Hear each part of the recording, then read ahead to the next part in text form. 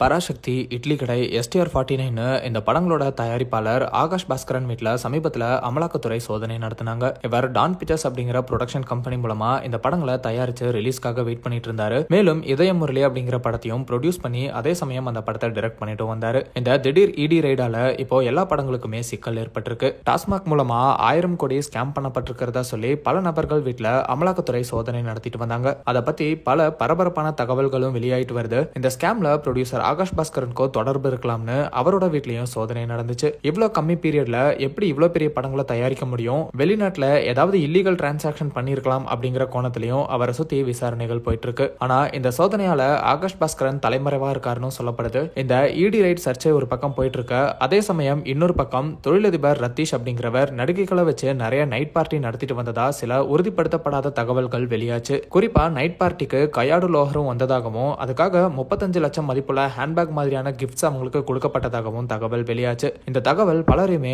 அதிர்ச்சிக்குள்ளாக்குச்சுன்னு தான் சொல்லணும். இந்த தகவல் காட்டுத்தீயா சோசியல் மீடியால பரவவே பலருமே கையாடு லோகரை திட்டி தீர்த்துட்டு வராங்க. அவங்க சோசியல் மீடியா அக்கௌண்ட்ஸ்ல கடுமையான கமெண்ட்ஸையும் நம்மளால பார்க்க முடிஞ்சது. இப்படி ஒரு சூழல்ல கையாடு லோகர் இந்த சர்ச்சை தொடர்பா கண்கலங்கி வீடியோ ஒன்று ஷேர் பண்ணிருக்காங்கன்னு அவங்களோட பழைய வீடியோ ஒன்று வைரல் ஆயிட்டு வருது. அந்த வீடியோ கேப்ஷன்ல நீங்க இப்படி என்னை பத்தி தப்பா பேசுறதுனால என் மனசு ரொம்ப கனமா இருக்கு, மனம் உடைஞ்சு போயிருக்கேன் அப்படின்னு அந்த போஸ்ட்ல கேப்ஷன் போடப்பட்டிருக்கு. பலருமே இந்த வீடியோலையும் கையாடு லோகரை திட்டிட்டு வராங்க. இது ஒரு ஃபேன் அக்கௌண்ட்ல ஷேர் பண்ணப்பட்ட வீடியோ. எல்லாருமே இது கையாடுவோட ஒரிஜினல் அக்கௌண்ட்னு நினைச்சு ரியாக்ட் பண்ணிட்டு வராங்க. ஆனா இந்த வீடியோ கையாடு லோகர் எப்பயோ அவங்க அக்கௌண்ட்ல இது ஆடிஷனுக்காக ப்ரிப்பேர் ஆகும்போது எடுத்த வீடியோன்னு சொல்லி ஷேர் பண்ணிருக்காங்க. கையாடு லோகர் இந்த சர்ச்சை தொடர்பா எந்த பதிலும் கொடுக்காம மௌனமா தான் இருந்துட்டு வந்தாங்க. ஆனா இன்னைக்கு ஒரு ஸ்டோரியை ஷேர் பண்ணிருக்காங்க. அந்த ஸ்டோரியில நீங்க ஏதாவது பெருசா உங்க வாழ்க்கையில சாதிக்க நினைச்சா பல வழிகள்ல நீங்க தோத்து போவீங்க. அப்படி ஒவ்வொரு முறை விழும்போதும் உங்களை நீங்களே அவ்வளவுதான் எல்லாம் முடிஞ்சிருச்சான்னு கேளுங்க, அதுக்கு பதில் இல்லன்னு வந்தா மறுபடியும் எழுந்துக்கோங்க அப்படின்னு இந்த ஸ்டோரியை ஷேர் பண்ணிருக்காங்க.